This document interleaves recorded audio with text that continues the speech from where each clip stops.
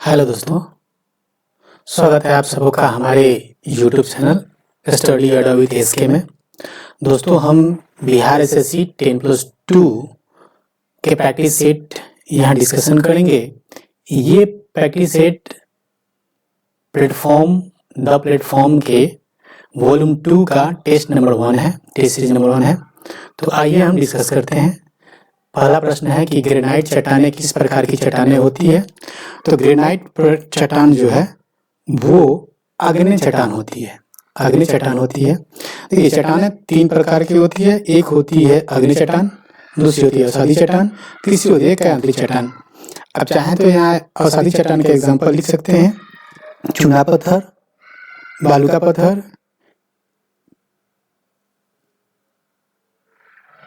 फिर आप लिख सकते हैं स्लेट यानी सेल। आग्नेय चट्टान का एक और एग्जाम्पल लिख सकते हैं बेसाल्ट।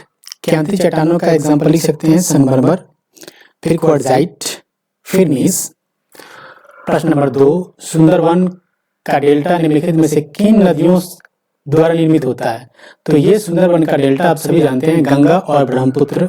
गंगा और ब्रह्मपुत्र, गंगा और ब्रह्मपुत्र। देखिए, ज्यादातर नदियां जो पूर्वी घाट की ओर बहती है, पूरब की ओर बहती है, वो डेल्टा का निर्माण करती है, जैसे कि महानदी, कावेरी, फिर हो जाएगा गोदावरी, कृष्णा, ये सभी डेल्टा बनाती है। जबकि पश्चिमी घाट की नदियां डेल्टा नहीं बनाती है, वो ज्वारनद बनाती है। प्रश्न नंबर 3, भारतीय संविधान का कौन सा अनुच्छेद यह बताता है कि एक भारतीय नागरिक को किसी भी रेस्तरां, सड़क या सार्वजनिक स्थान का उपयोग करने का अधिकार है। ये आपको बताता है आर्टिकल 15 का 2।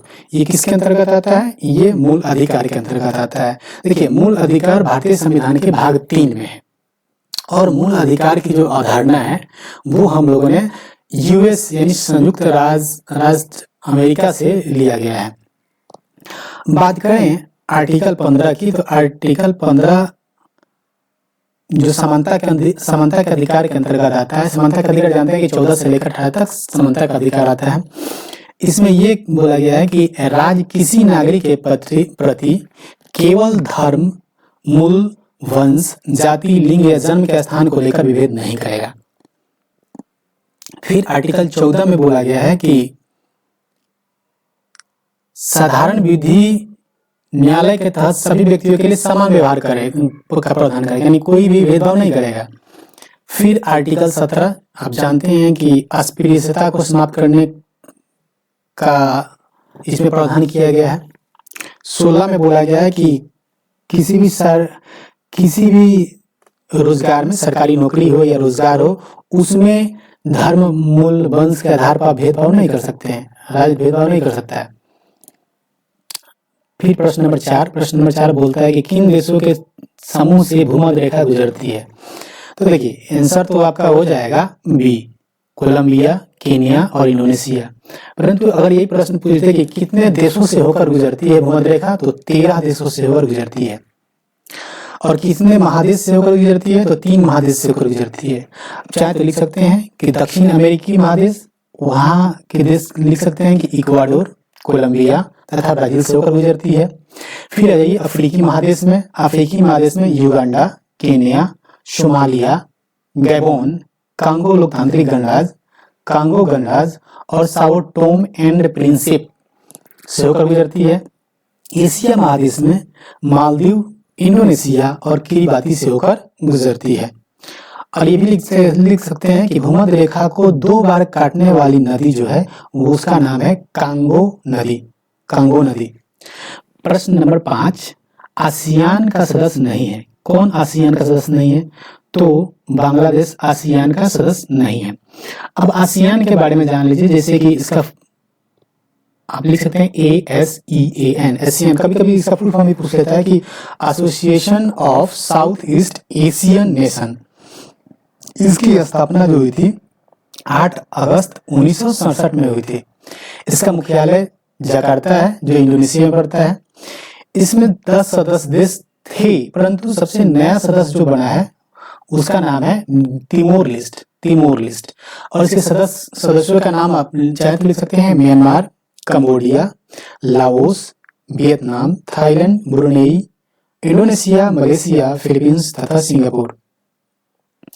प्रश्न नंबर 6, मैकमोहन रेखा भारत तथा किस देश के बीच की सीमा रेखा बनाती है? सभी जानते होंगे आप, चीन। पाकिस्तान के बीच कौन है? Red Cliff.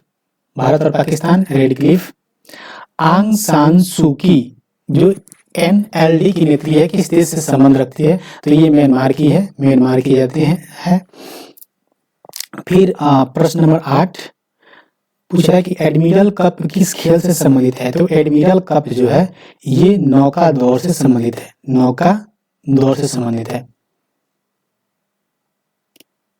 प्रश्न नंबर 9, विश्व कप क्रिकेट 2023 के दौरान यूनिसेफ के सद्भावना राजदूत के लिए भारत की यात्रा पर आए इंग्लैंड के पूर्व कप्तान डेविड बेकहम किस खेल से संबंधित है? डेविड बेकहम के बारे में आप सभी ने देखा होगा कि वर्ल्ड कप के समय ये वानखेड़े स्टेडियम में भी थे, जिनके साथ सचिन तेंदुलकर भी थे। तो ये फुटबॉल खिलाड़ी है। ये कौन से खिलाड़ी हैं? तो ये फुटबॉल खिलाड़ी हैं। फिर आपको हो जाएगा कि प्रश्न नंबर 10, निम्नलिखित में से संघाई सहयोग संगठन SCO, संघाई कोऑपरेशन ऑर्गेनाइजेशन यानी SCO के बारे में समझते हैं। तो इसका कौन सदस्य है? तो इसका 9वां सदस्य, सबसे नया सदस्य ईरान बना है। अब आप ये जान लीजिए कि संघाई इसका जो इसमें कितने सदस्य हैं? तो इसमें 9 सदस्य देश हैं। कौन कौन से? भारत, चीन, रूस, Kazakhstan, Kyrgyzstan, Pakistan, Tajikistan, Uzbekistan तथा ईरान।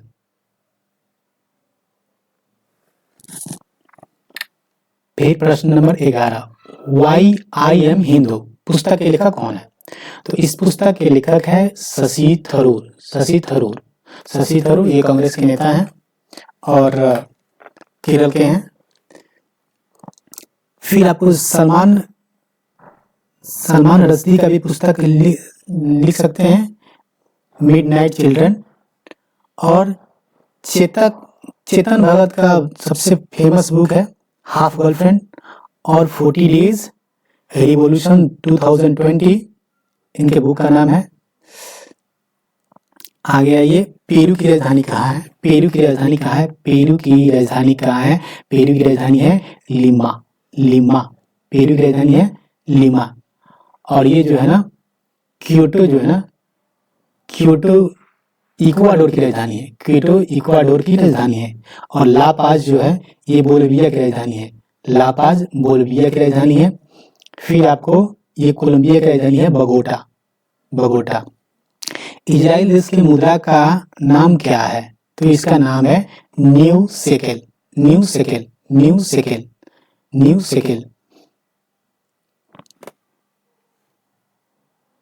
प्रश्न नंबर 14, किस खिलाड़ी को प्रथम राजीव गांधी खेल रत्न पुरस्कार दिया गया था? तो ये विश्वनाथ आनंद को दिया गया था। ये था 1991-92 में दिया गया था। भूमि के ऊपरी भाग में गहराई बढ़ने के साथ साथ तापमान में क्रमिक वृद्धि की दर लगभग कितने प्रति किलोमीटर होती है? तो इसका आंसर हो जाएगा 35 डिग्री सेल्सियस प्रति किलोमीटर। देखिए, अगर आप पृथ्वी के ऊपरी भाग के जब अगर गहराई में जाइएगा फिर भी टेम्परेचर बढ़ता है, और जब ऊपर जाइएगा तभी टेम्परेचर की वृद्धि होती है। तो इसमें कुछ अंतर होता है। जैसे कि आप पृथ्वी के भीतर 32 मीटर जाइएगा तो 1 डिग्री सेल्सियस तापमान की वृद्धि होती है, जबकि आप ऊपरी भाग में वायुमंडल की तरफ जाइएगा 165 मीटर जाइएगा ऊंचाई पे, तब 1 डिग्री सेल्सियस की कमी आती है। इन ऊपर जाने पे टेम्परेचर में कमी आएगी और गहराई में जाने पे टेम्परेचर में वृद्धि होगी।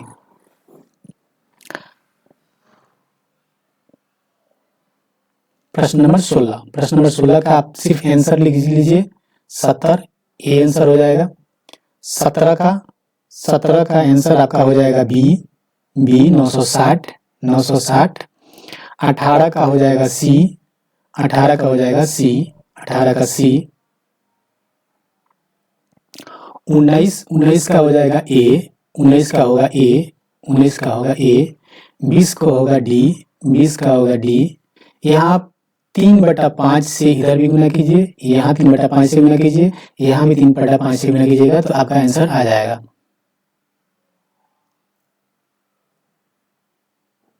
21 का आंसर हो जाएगा ए 23.5। 22 का आंसर हो जाएगा डी 36। 22 का आंसर हो जाएगा डी 36।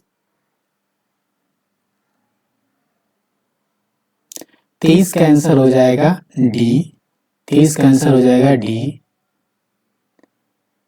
24। 24 का आंसर हो जाएगा ए। 25 का आंसर हो जाएगा डी 420। 26 का आंसर हो जाएगा सी।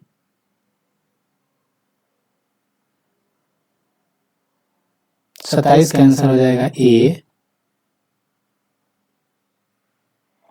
28 का आंसर होगा बी।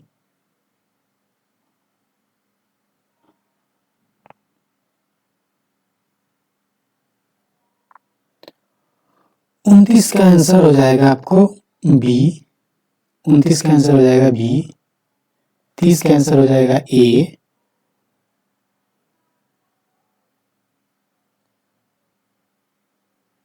अब 31 ये कथन है, पूछा है कौन सा कथन सही है। यानी हिंदुस्तान कॉपर लिमिटेड को क्या 9 नवंबर 1967 को निगमित किया गया था क्या? तो इसका ये कथन सही है। हाँ, खेतरी कॉपर कॉम्प्लेक्स कहाँ है? राजस्थान में स्थित है। यस, ये भी सही है। मिनरल एक्सप्लोरेशन कंसल्टेंसी जो है, मिनरल एक्सप्लोरेशन कंसल्टेंसी जो है, इसका मुख्यालय जयपुर में स्थित है? नहीं, इसका मुख्यालय कहाँ है? इसका मुख्यालय नागपुर में स्थित है। इसका मुख्यालय नागपुर में स्थित है, इसलिए हमारा आंसर हो जाएगा 1 और 2 डी आंसर सही। 32 का पूछ रहा है कि भारत में राष्ट्रीय निवेश कोष के संबंध में, किसके बारे में? राष्ट्रीय निवेश कोष के संबंध में पूछा है। क्या ये 2005 में बनाया गया था क्या? हाँ, ये 2005 में बनाया गया था। इसकी वार्षिक आय का जो है 75% का उपयोग क्या स्वास्थ्य, शिक्षा और रोजगार को प्रोत्साहित करने वाली योजना में किया जाना था। क्या ये बात सही है? हाँ, ये भी बात सही है। क्या 2018 में इसको भंग कर दिया गया? नहीं, इसको भंग नहीं किया गया है, इसीलिए ये कथन आपका गलत है। यानी 1 और 2 सही है। देखते हैं आंसर में क्या है, 1 2 कहाँ सही है। तो 1 और 2 यानी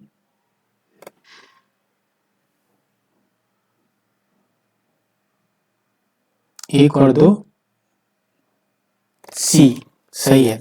स्वतंत्र भारत के पहले गवर्नर जनरल कौन था? स्वतंत्र भारत के पहला गवर्नर जनरल ये था लॉर्ड माउंटबेटन।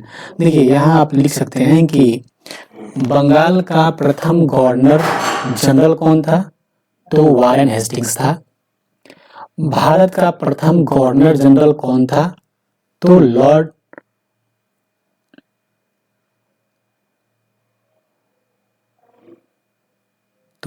विलियम बेंटिंक था। भारत का पहला governor general Lord William Bentinck था। फिर पूछे कि भारत का पहला वायसराय कौन था? तो लॉर्ड कैनिंग था। और ये पूछे कि अब प्रथम और अंतिम भारतीय गवर्नर जनरल कौन थे? तब सी राजगोपालाचारी होगा, इसलिए हमारा आंसर हो जाएगा बी। प्रश्न नंबर 34, सिख धर्म के पहले गुरु कौन थे? तो आप सभी जानते हैं गुरु नानक देव जी। ठीक, गुरु गोविंद सिंह आप जानते हैं कि ये 10वें गुरु थे और अंतिम गुरु थे। पुरातात्विक स्थल सुरकोटदा किस राज्य में स्थित है? तो ये सुरकोटदा जो है ये गुजरात में स्थित है। ये हड़प्पा कालीन स्थल है, सुरकोटदा गुजरात में स्थित है। भारत में सिजदा प्रथा किसने प्रारंभ किया था? भारत में सिजदा प्रथा ये गयासुद्दीन बलबन ने, सिजदा और पापोस, लौह एंड रक्त की नीति इसी ने अपनाया था, जिसका कार्यकाल था 1266 से लेकर 1287 तक। ये गुलाम वंश का ही शासक था। फिर कुतुबुद्दीन ऐबक, ये गुलाम वंश का संस्थापक था कुतुबुद्दीन ऐबक। रजिया सुल्तान इल्तुतमिश की बेटी थी। ये दिल्ली सल्तनत की प्रथम और अंतिम मुस्लिम शासिका थी। इल्तुतमिश ये कुतुबुद्दीन ऐबक का दामाद और इसका गुलाम भी था इल्तुतमिश। प्रश्न नंबर 37, कंडाली महोत्सव निम्न डैश में आयोजित की जाती है, यानी कहाँ आयोजित की जाती है कंडाली महोत्सव? तो कंडाली महोत्सव जो है ये उत्तराखंड में आयोजित की जाती है, उत्तराखंड में आयोजित की जाती है।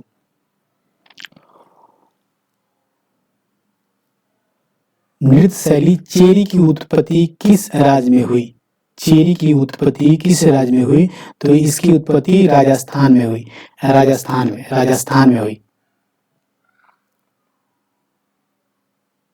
क्रिकेट विश्व कप 2023 में सबसे ज्यादा रन बनाने वाले खिलाड़ी कौन है? सबसे ज्यादा रन बनाने वाले खिलाड़ी तो सभी जानते होंगे आप लोग, विराट कोहली। हाल ही में प्रसिद्ध हिंदी लेखिका पुष्पा भारती को 2023 का कौन सा साहित्यिक सम्मान प्रदान किया गया था? पुष्पा भारती जी को कौन सा सम्मान प्रदान किया गया था? तो इनको व्यास सम्मान प्रदान किया गया, व्यास सम्मान प्रदान किया गया। ये 33वां व्यास सम्मान था, 33वां व्यास सम्मान इनको प्रदान किया गया। फिर भारत के पहले दलित मुख्य सूचना आयुक्त कौन बने हैं? तो हीरालाल सामरिया, क्योंकि पहले दलित मुख्य सूचना आयुक्त है, इसलिए इस पे नजर रखिएगा आप लोग। ये हीरालाल सामरिया जी हैं।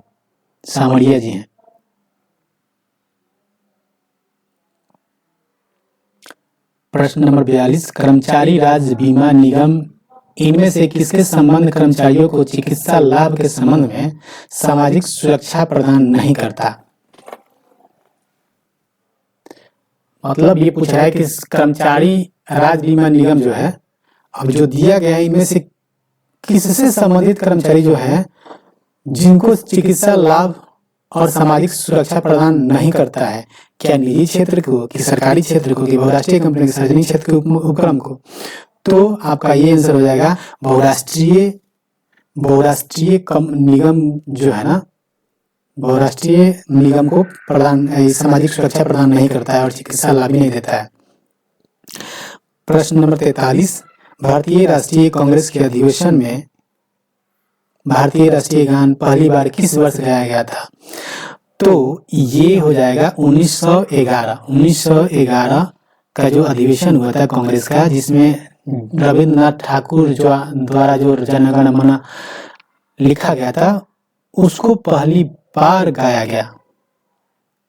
और ये अधिवेशन हुआ था कहाँ? तो कलकत्ता में हुआ था। और इसके अध्यक्ष कौन थे? तो विश्व नारायण धर थे।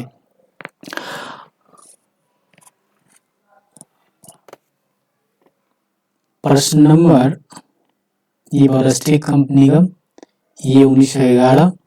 माइकल ओ डायर की हत्या किस क्रांतिकारी ने किया था? तो माइकल ओ डायर को उधम सिंह ने हत्या की थी। कब? 1940 में, 13 मार्च 1940 को। चौरी चौड़ा कांड कब हुआ था? तो चौरी चौड़ा कांड 1922 में हुआ था। 1922 में 5 फरवरी 1922 को ये गोरखपुर जिले का जो चौरी चौड़ा नामक स्थान है वहीं पे चौरी चौड़ा नामक स्थान पे हुआ था, जिसमें क्रोध में लोगों ने थाने को जला दिया था। अब प्रश्न नंबर 46 का हम सिर्फ आपको आंसर ही बताएंगे, क्योंकि इसका आंसर हो जाएगा ए 1500 रुपया। 47 का आंसर बी होगा, बी। 48 का आंसर हो जाएगा बी। 49 का आंसर हो जाएगा डी। 50 का आंसर हो जाएगा बी।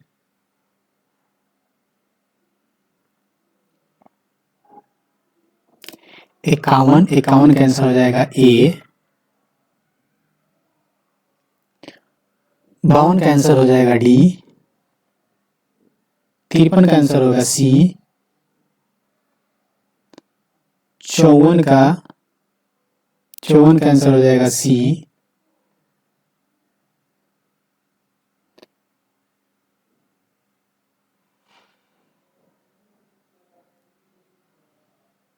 53 का सी, सॉरी 54 का बी, 54 का बी होगा,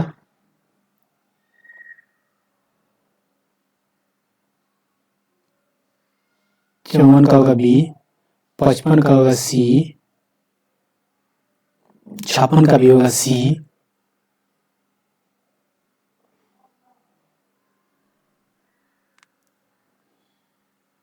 57 का होगा ए। जैसे कि स्याही से लिखते हैं हम तो दवा से क्या होता है, उपचार होता है।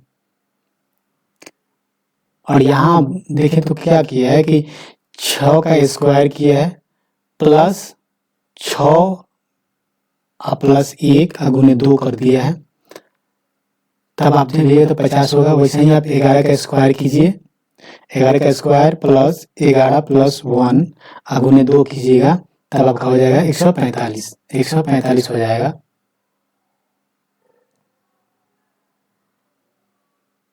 दलहन जैसे कि उड़द से संबंधित है तो अनाज किससे संबंधित है, तो अनाज आपका हो जाएगा चावल अनाज है, यस।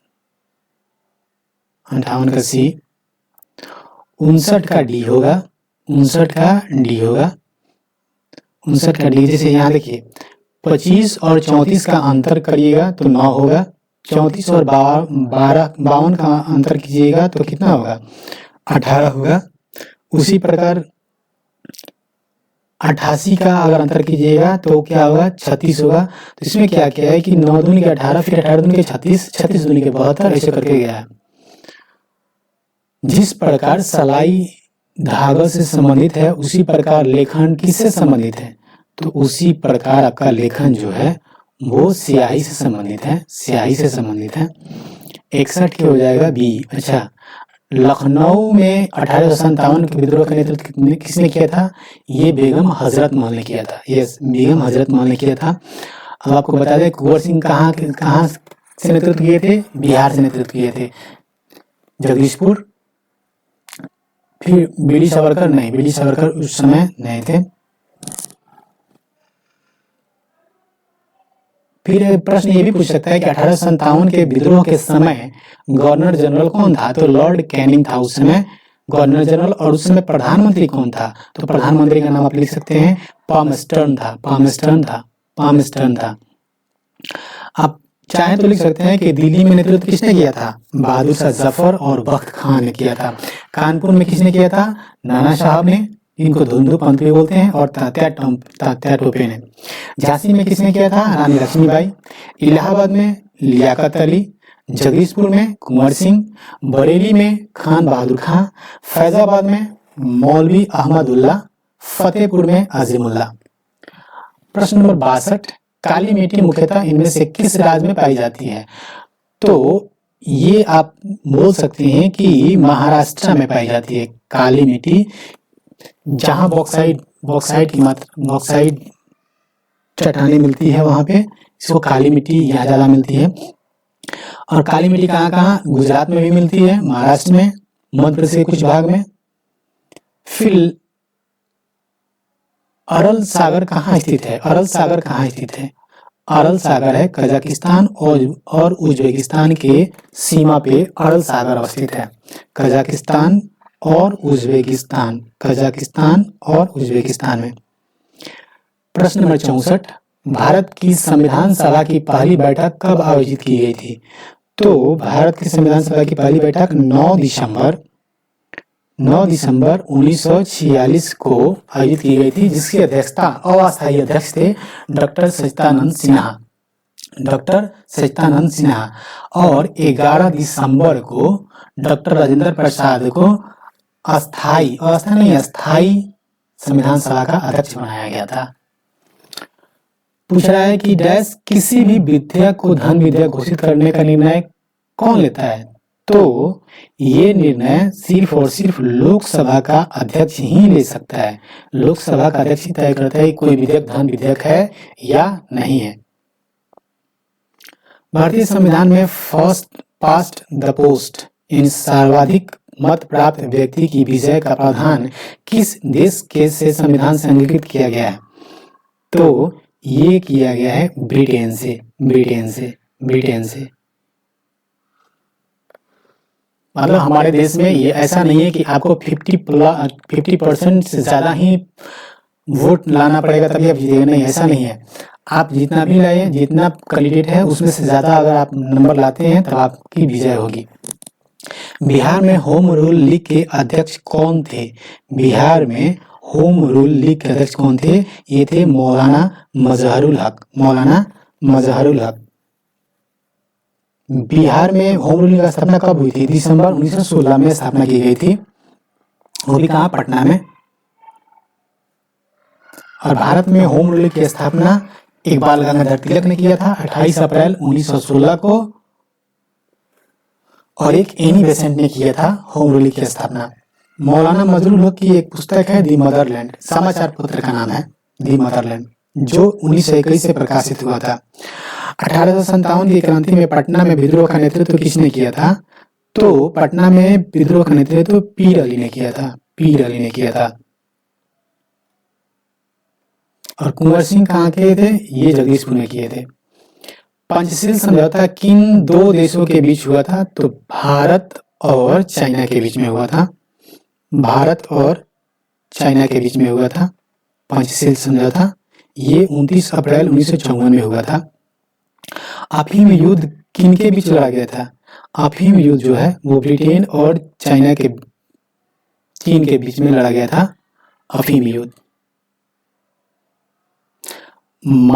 मनात किस देश की नई मुद्रा है?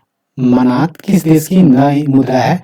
तो ये अजरबैजान की है। अजरबैजान की नई मुद्रा का नाम है मनात।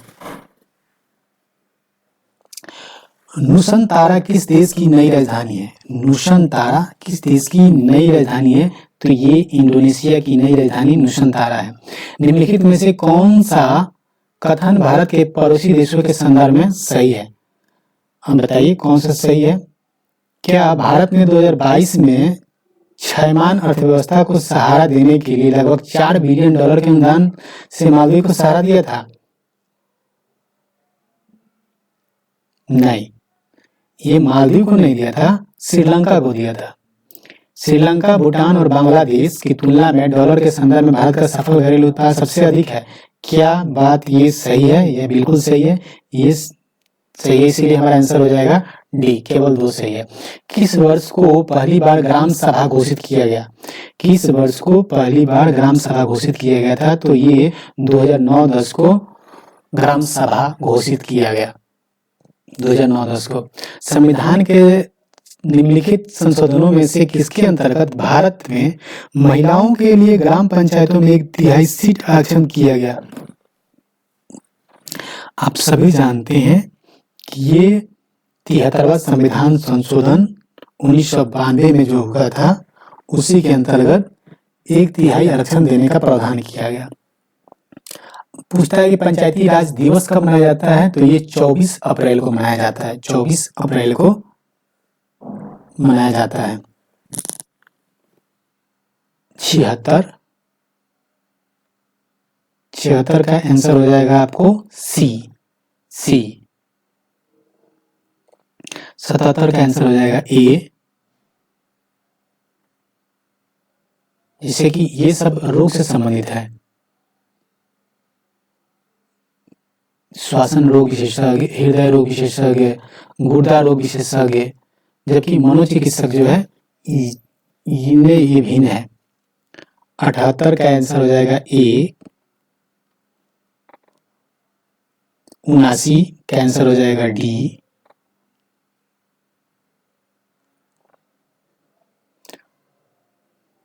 80 का आंसर हो जाएगा सी। 81 का आंसर हो जाएगा ए।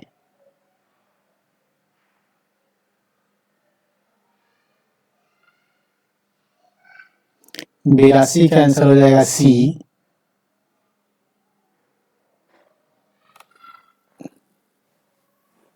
82 का आंसर हो जाएगा सी। फिर 83 का आंसर हो जाएगा सी। 84 का आंसर हो जाएगा सी। 85 का आंसर होगा ए। 86 का आंसर होगा सी।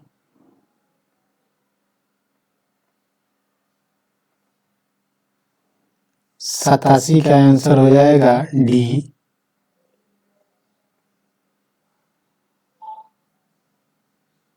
88 का आंसर हो जाएगा आपको सी।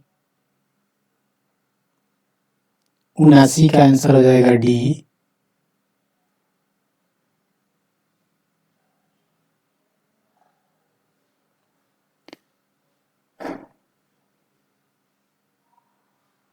नवासी 90 का आंसर हो जाएगा सी। 91 का आंसर हो जाएगा बी। हाँ, सामाजिक जागरूकता फैलाना तथा समाज में महिलाओं के उत्पीड़न को रोकने के लिए डायन प्रथा प्रतिषेध विधेयक बिहार में लाया गया था 1999 में। 1999 में लाया गया था। भारत में पहली पंचवर्षीय योजना का आधार क्या था? तो ये था Herald Domar model, Herod Domar model. जबकि सेकंड पंचवर्षीय योजना का आधार था महालनोबिस मॉडल। निम्नलिखित में से कौन भारत में सामुदायिक विकास के मुख्य निर्माता कहलाते हैं? सामुदायिक विकास के मुख्य निर्माता किनको कहा जाता है? तो ये थे एस के डे को कहा जाता है, सुरेंद्र कुमार डे को। जो क्या थे? सुरेंद्र कुमार डे भारत के प्रथम सहकारिता एवं पंचायती राज मंत्री थे, इसीलिए आंसर हो जाएगा ए। भारत सरकार द्वारा नियुक्त तापस मजूमदार समिति का संबंध निम्नलिखित में से किससे था? तो ये थे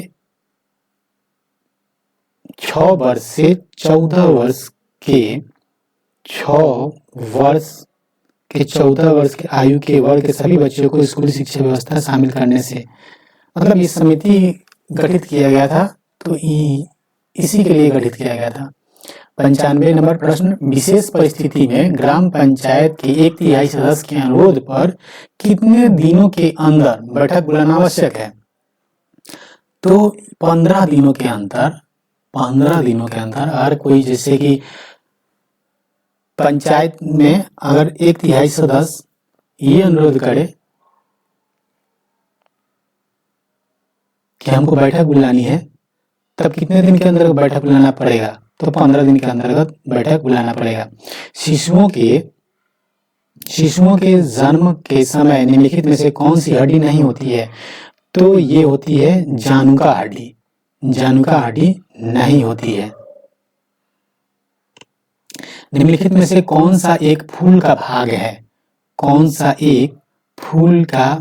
सभी जानते हैं आप, स्त्रीकेसर फूल का भाग है।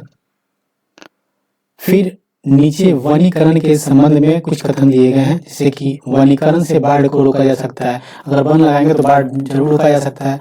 वनीकरण हमारे पारितंत्र को संतुलित कर सकता है, बिल्कुल संतुलित कर सकता है। इसीलिए हमारा आंसर हो जाएगा 1 और 2, दोनों कथन सही है। वनीकरण यानी वन लगाना, पेड़ लगाना। सूर्य और चंद्रमा द्वारा गुरुत्वाकर्षण के माध्यम से पृथ्वी को एक ही दिशा में खींचने के कारण क्या उत्पन्न होता है? तो जब एक ही दिशा में खींचेगा तो बृहद ज्वार होगा, बृहद ज्वार भाटा उत्पन्न होगा। आवर्त सारणी के वर्ग 1 के तत्व क्या कहलाते हैं? तो आवर्त सारणी की वर्ग 1 के तत्व कहलाते हैं क्षारीय धातु। ये सब क्षारीय धातु है। आवर्त सारणी की खोज, और कुछ पॉइंट लीजिए कि आवर्त सारणी का खोज किसने किया था? मेंडलिक ने किया था। इसमें 7 आवर्त तथा 9 वर्ग थे। आधुनिक आवर्त सारणी की खोज किसने किया था? तो ये मोसले ने 1913 में किया था, जिसमें 7 आवर्त है और 18 वर्ग है।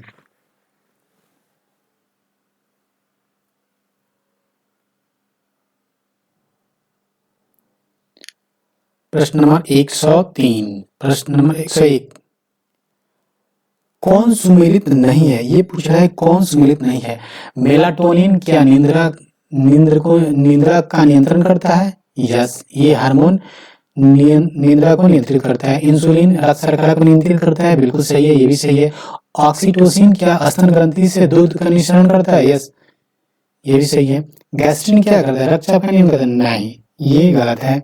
ये जो है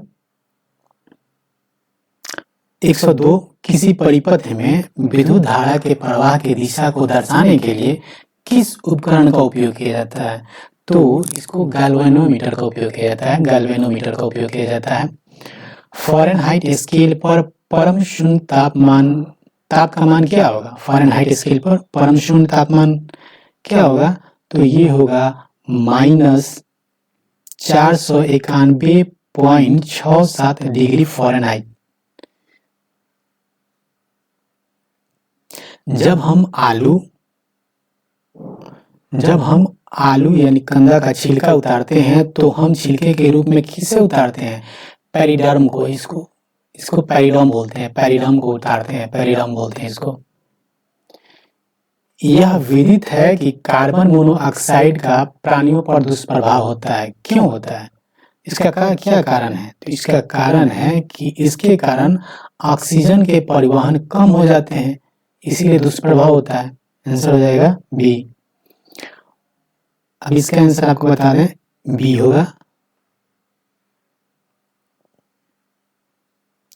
107 का आंसर हो जाएगा बी। 107 का आंसर हो जाएगा बी। 108 का आंसर हो जाएगा डी। 109 का आंसर हो जाएगा सी।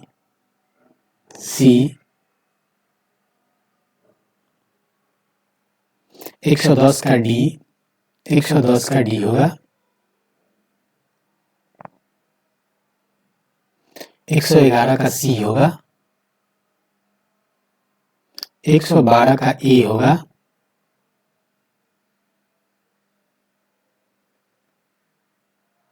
113 का बी होगा।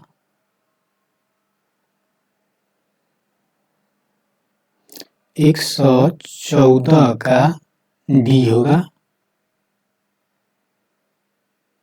115 का ए होगा।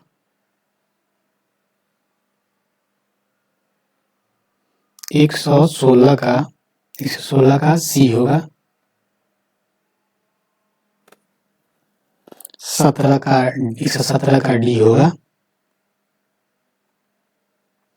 118 का आंसर हो जाएगा सी।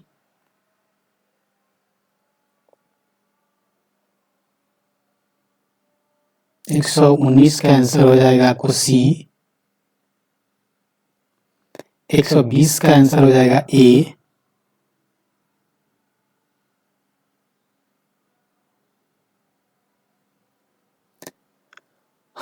121 किसी द्विविमीय गति में ताक्षणिक चाल v0 एक धनात्मक नियतांक है, तब निम्नलिखित में से कौन सा कथन अनिवार्यतः सत्य होगा? तो ये समान समय अंतरालों में समान पथ दूरियां तय की जाती है। ये आपका आंसर सही होगा। अनुप्रस्थ तरंग क्या है? अनुप्रस्थ तरंग क्या है? ये पूछ रहे हैं अनुप्रस्थ तरंग क्या है? तो इन तरंगों में माध्यम के कण तरंगों के संचरण की दिशा के लंबवत दिशा में कंपन करती है। इसी को अनुप्रस्थ तरंग कहते हैं। अनुप्रस्थ तरंग कहते हैं।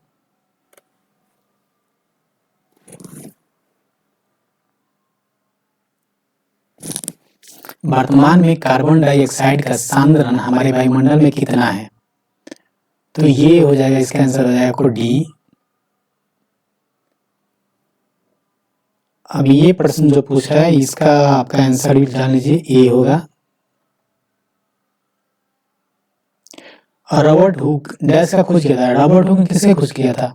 तो रॉबर्ट हुक ने कोशिका का खोज किया था। रॉबर्ट हुक ने कोशिका की खोज की थी, जबकि जेनसन और हंस ने कोशिका के संबंध में पहला विवरण दिया था। स्लाइडेन और स्वान ने कोशिका सिद्धांत प्रतिपादित किया था और जेई प्रुकेंजे को कोशिका के घटकों को प्रोटोजोआ नाम दिया। कोशिका के घटक जो होते हैं उसका नाम प्रोटोजोआ दिया। किसने? प्रुकेंजे ने। प्रयोगशाला में ऑक्सीजन गैस बनाने के लिए निम्नलिखित अभिक्रिया प्रयुक्त की जाती है। अब ये पूछ रहा है कि कौन सा कथन अभिक्रिया के संदर्भ में सही है? तो आपका इसका आंसर हो जाएगा, यह एक अपघटन अभिक्रिया है तथा ऊष्माशोषी प्रकृति की है।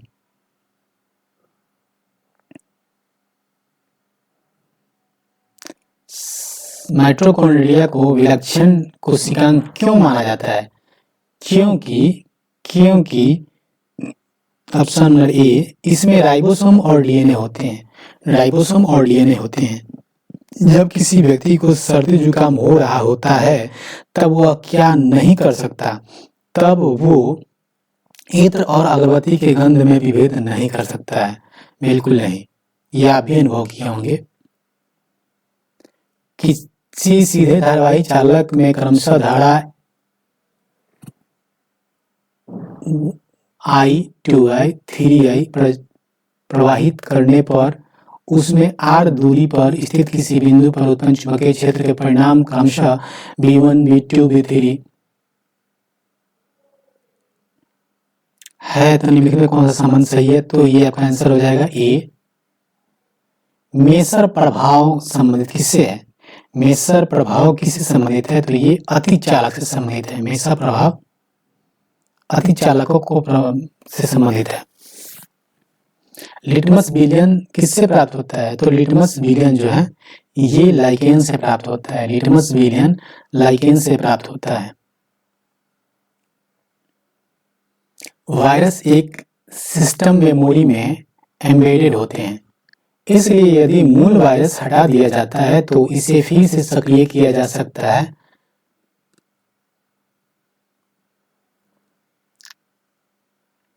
रेसिडेंट, इसका आंसर हो जाएगा रेसिडेंट। विद्युत तारों पर विद्युत रोधी पदार्थ की एक परत होती है। सामान्यतः उपयोग में किए जाने वाला यह पदार्थ कौन सा होता है?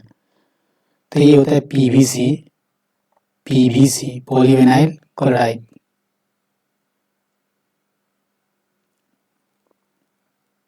निम्न में से कौन सा भाग प्रकाश को मानव आंख में प्रवेश करने की सुविधा प्रदान करता है?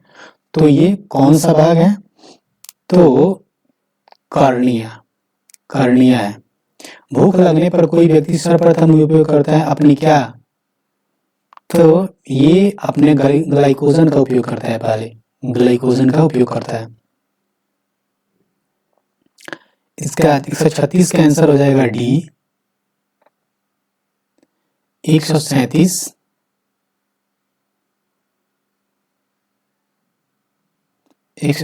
का आंसर हो जाएगा आपका डी। 138 का आंसर हो जाएगा बी।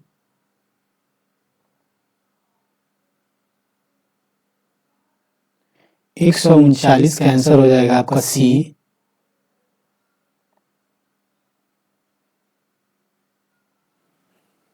140 का आंसर हो जाएगा डी। 141 का ए। त्रिभुज गिनिएगा तो हो जाएगा 14। जैसे कि मान ले 1, 2, 3, 4, 5, 6, 6 के बाद 7, 7 के बाद 8, 9, 10, फिर ये 11, इन्हीं सब मिलाकर 14 है।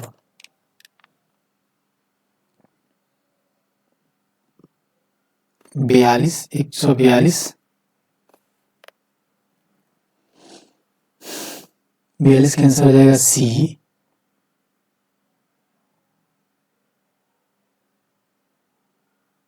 143 का आंसर हो जाएगा डी।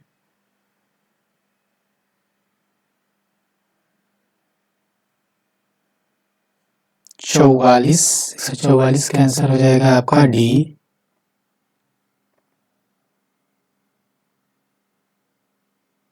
145 का आंसर हो जाएगा डी।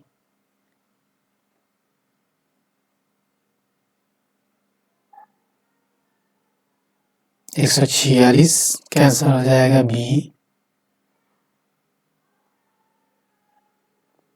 147 का आंसर हो जाएगा आपका बी। 48 का बी।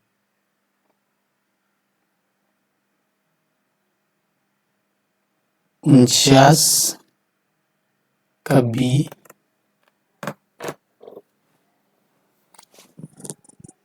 49 का बी और 50 का भी बी होगा आंसर।